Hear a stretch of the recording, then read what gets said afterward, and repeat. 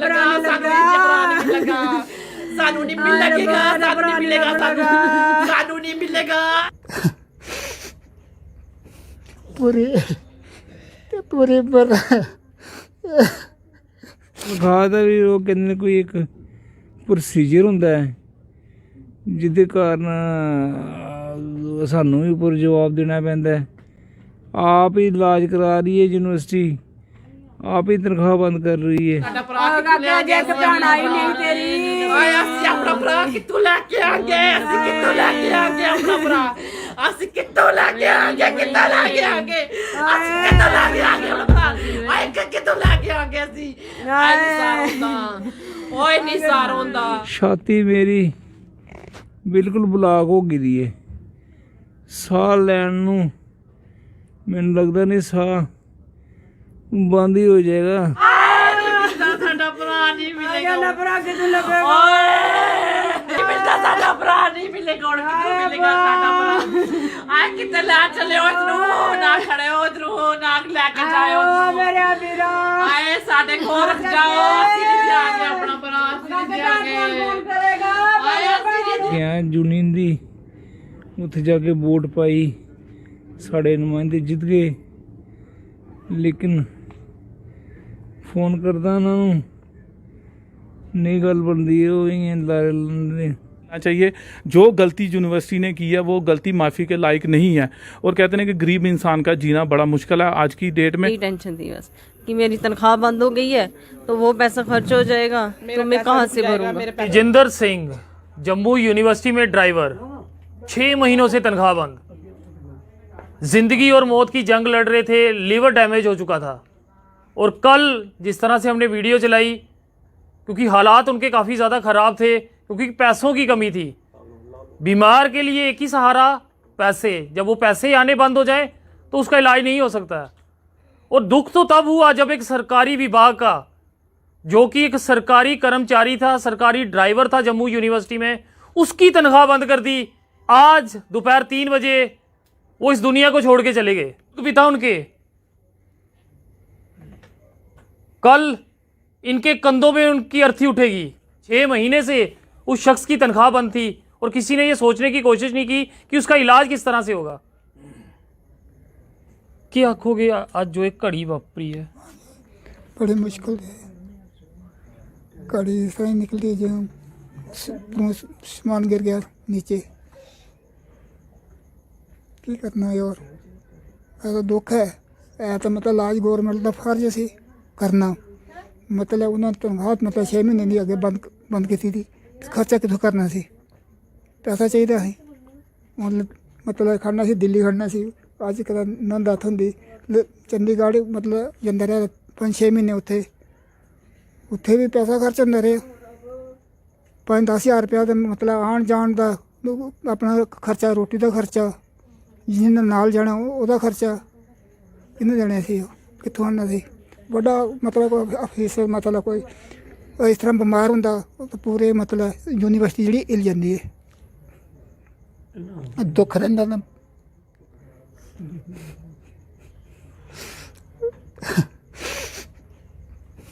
पूरे पर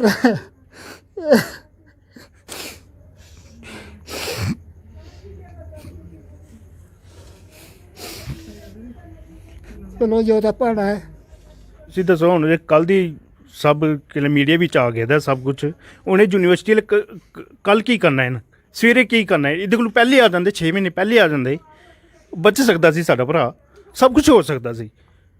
ਹੁਣ ਫਿਰ ਸਾਰਾ ਕੁਝ ਇਹ ਹੋ ਗਿਆ, ਫਿਰ ਉਹਨਾਂ ਯੂਨੀਵਰਸਿਟੀ ਦਾ ਕਰੀਏ ਕੀ। ਉਹਨੂੰ ਇਹਨਾਂ ਦਾ ਭਰਾ ਬਿਮਾਰ ਬੰਦੇ ਨੇ, ਇਹ ਆਪੇ ਫਾਦਰ ਸਾਹਿਬ ਇਹਨਾਂ ਦੇ ਡੈਮੇਜ ਹੋ ਜਾਣ, ਕਮਾਉਣ ਵਾਲਾ ਕੋਈ ਨਹੀਂ ਪਿੱਛੇ। ਹੁਣ ਯੂਨੀਵਰਸਿਟੀ ਹੁਣ ਕੀ ਕਰੇਗੀ ਦੱਸੋ, ਸਾਨੂੰ ਇਨਸਾਫ ਚਾਹੀਦਾ। ਛੋਟੇ ਛੋਟੇ ਬੱਚੇ ਰਹਿ ਗਏ ਨੇ ਭਰਾ ਦੇ, ਹੁਣ ਫਿਰ ਕੀ ਕਰੀਏ ਦੱਸੋ। ਦੁੱਖ ਤੇ ਆਇਆ ਹੁਣ ਯੂਨੀਵਰਸਿਟੀ, ਹੁਣ ਕੀ ਕਰੀਏ। ਪਹਿਲੇ ਭਰਾ ਸਾਡਾ 6 ਮਹੀਨੇ ਪਹਿਲੇ ਜਾਂਦਾ ਰਿਹਾ ਚੰਡੀਗੜ੍ਹ, ਉਹਨਾਂ ਨੇ ਕੁਛ ਨਹੀਂ ਕੀਤਾ।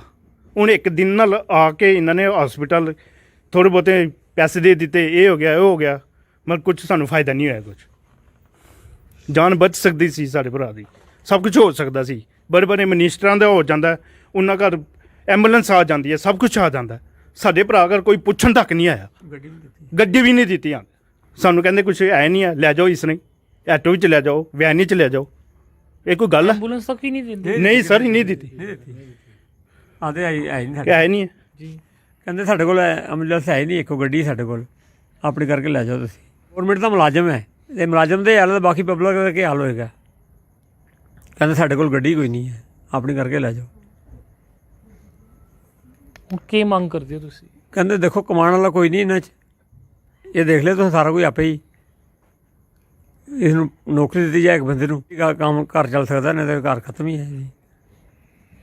शीतल जी, काफ़ी दुख का समय है ये, आज उनका निधन हो गया। सर बड़ी दुख की बात है, बड़ा अफसोस है। गलती इसमें यूनिवर्सिटी की है, वाइस चांसलर साहब की है, जिन्होंने अगर इन्होंने कुछ मदद की होती तो आज हमें ये दुख भरा दिन नहीं देखना पड़ता। अगर इन्होंने पहले सैलरी बंद की, वो किस रीज़न पे इन्होंने सैलरी बंद की? एक इंसान बीमार है, अपनी दवाई का इलाज के लिए उसे सैलरी से सारा उसका खर्चा चलता है घर का।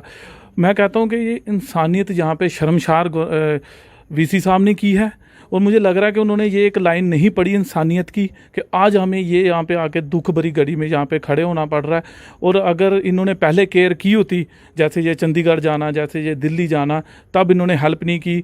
अभी भी बड़ी दुख की बात है। मैं ये कहना चाहता हूँ कि जैसे इस फैमिली का सारा गुजारा तेजिंदर जी के ऊपर था, कि आगे थोड़ी सी इंसानियत ये दिखाएं, वीसी साहब थोड़ी इंसानियत दिखाएं, और जम्मू गवर्नमेंट, यूटी गवर्नमेंट थोड़ी सी इंसानियत दिखाए कि इनका जो फैमिली का आगे सिलसिला वो चलना चाहिए, इन्हें पूरा इंसाफ मिलना चाहिए। जो गलती यूनिवर्सिटी ने की है वो गलती माफ़ी के लायक नहीं है। और कहते हैं कि गरीब इंसान का जीना बड़ा मुश्किल है आज की डेट में। और दूसरी बात कि जम्मू के जो लीडर हैं, मैं कहता हूँ ये निकम्मे हैं, इनका जो सिस्टम है ये बड़ा गलत है, बिल्कुल निकम्मा इन्होंने हरकत की है। कि देखिए जो ऑपरेशन का सिस्टम है हमारे जम्मू में क्यों नहीं है, हमारे जम्मू में ट्रांसफ़र क्यों नहीं होता बख्शी नगर, क्यों हमें चंडीगढ़, क्यों हमें दिल्ली, क्यों हमें अमृतसर जाना पड़ता है? और जहाँ से गरीब इंसान एम्बुलेंस के पैसे कहाँ से देगा? और बड़ी शर्म की बात है यूनिवर्सिटी के लिए कि एक उन्होंने एम्बुलेंस तक नहीं दी और पक्का मुलाजिम और उसकी सैलरी बंद कर दी। क्या पढ़ाई पढ़ाते हैं? क्या ये लोगों को डिग्रियाँ देते हैं? ये कौन सी डिग्रियाँ बांटते हैं? मुझे लग रहा है कि वीसी साहब ने इंसानियत का जो पैरा ना वो नहीं पढ़ा हुआ। ये बड़ी शर्म की बात है। तेजिंदर जी के भाई इस समय हमारे साथ मौजूद हैं, जिन्होंने ये तक कह दिया था कि उनका लीवर वो तेजिंदर को देंगे, मगर अफसोस वहाँ तक तेजिंदर जी ने साथ नहीं दिया और आधे रास्ते में अपने परिवार को छोड़ के चले गए। घर च कमाने वाला कौन ही? सर घर कमाए छोटा भरा ही सी मेरे, मैं आपे बीमार से छोटे डैडी ने लत्त डैमेज हो गई थी, ठीक है सर। तो मैं बड़ा मुश्किल है, मैं गरीब बंदा, मैं गरीब थोड़ा अपना कमा नहीं सकता, मैं बीमार हाँ। तो उसे सरकार उसे सब कुछ करता है। छोटे छोटे मेरे बच्चे ने 3 बच्चे, मैं दसो कितने में जाऊँगा मैं कुछ नहीं हुआ इनको, बस इनकी पे बंद थी। रोज बोलता था मेरी आई यूनिवर्सिटी में पे नहीं बंद है मेरी, बस उन्होंने पे नहीं बंद कर दी है। मैंने जाना, मैंने चंडीगढ़ में वो करवाना, नहीं एडमिट होना, दिल्ली में होना, मैंने एडमिट, मेरे पैसे 15 दिन में एक बार जाना पड़ेगा अटेंडेंस लगाने के लिए, अटेंडेंस लगाने के लिए जानी पड़ेगी। बस जिस दिन सोचते थे जाऊंगा उसी दिन रात को बीमार हो जाते थे। बस टेंशन लेते थे कि यूनिवर्सिटी का पैसा ना खर्च हो, वो पैसा ना खर्च हो, बस मेरा यही टेंशन लेते रहते। सब कुछ देंगे पर कुछ नहीं दिया, कुछ नहीं दिया इनको। कुछ पैसे पे इलाज कर रहे थे, अपने पैसे वो नहीं खर्च कर रहे थे कि क्या पता मुझे वो भरने ना पड़ जाए। अगर मेरे बाई चांस तनख्वाह नहीं मिली तो मैं कहाँ से पैसा भरूंगा, कहाँ से भरूंगा? यही टेंशन थी उनको, यही टेंशन थी बस कि मेरी तनख्वाह बंद हो गई है तो वो पैसा खर्च हो जाएगा तो मैं कहाँ से भरूंगा, कहाँ से भरूंगा मैं पैसा उनको। बस यही टेंशन ज़्यादा करते थे और कुछ नहीं करते थे। बस पैसों की बहुत ज़्यादा टेंशन सी उनको, बहुत ज़्यादा टेंशन। पैसे बोलते मेरा पैसा रुक जाएगा, मेरी तनख्वाह बंद हो जाएगी, मेरी तनख्वाह बंद हो गई है, अब मेरा इलाज कैसे होगा, बस यही बोलते थे। जम्मू यूनिवर्सिटी और ख़ासकर वाइस चांसलर जी से अपील है, इस परिवार का शख्स तो जा चुका है, मगर अब जो भी मदद आप इनकी कर सकते हैं जल्द से जल्द कीजिए। ये ना हो कि दोबारा से फाइलें और कागज़ों में ही ये बातें रह जाएं। और जवाब ज़रूर दीजिएगा कि आखिर एक बीमार शख्स की 6 महीने तक तनख्वाह बंद थी, वो बंद क्यों थी? ये जवाब आप लोगों को ज़रूर देना होगा। देखते रहे जेके चैनल। मुझे मोहिंदरजीत सिंह और मेरे कैमरा पर्सन सुरजीत कुमार को दीजिए।